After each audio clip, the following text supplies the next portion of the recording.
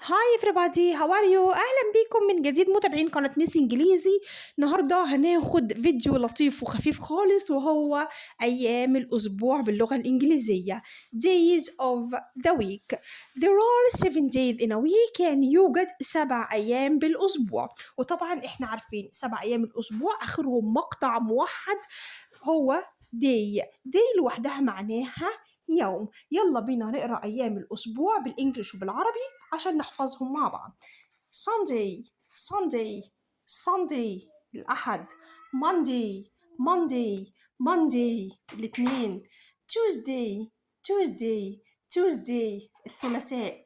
Wednesday Wednesday Wednesday الأربعاء.